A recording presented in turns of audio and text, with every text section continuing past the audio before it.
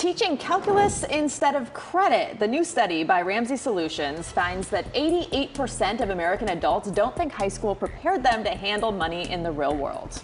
They didn't.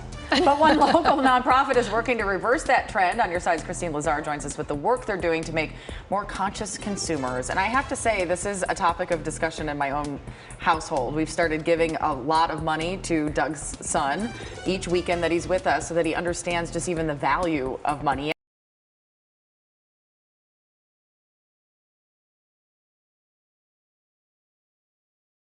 Use except for helping my own kids with it. You mean you're not doing geometry while you're doing these consumer I think I saw a meme once that was like, I'm so glad I learned about a rhombus and not tax day, right? But, you know, that's having serious repercussions as these young adults turn into adults and then they have debt and credit issues. In fact, nearly 1 in 5 young adults between 18 and 24 have debt in collections. Obviously, that's going to impact their credit.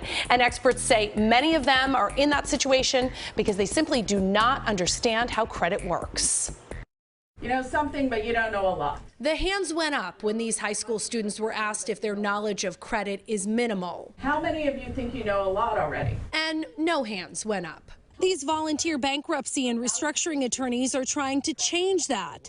They're with a nonprofit called CARE, Credit Abuse Resistance Education. We have all seen firsthand what happens when young adults do not learn financial literacy.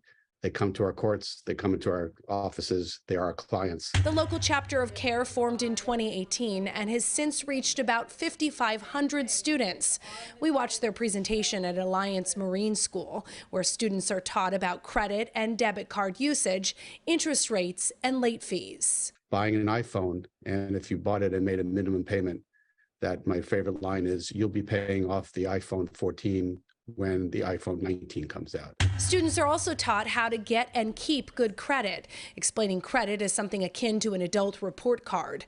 A just-released study by Ramsey Solutions found that only 17% of U.S. adults polled took a personal finance class in school, and more than 70% responded that they would be further ahead with their money had they taken one. Which is why I also think it's very important that parents are more comfortable with talking about managing their money with their kids, because eventually one day they're going to grow up and they're not going to know anything. We asked students what misconceptions they had about finances. I really underestimated fees. I didn't think there were so many and that they could have such a big impact. Well, I didn't really realize just how far-reaching your credit score is, but I didn't realize that even landlords and employers would look at your credit score.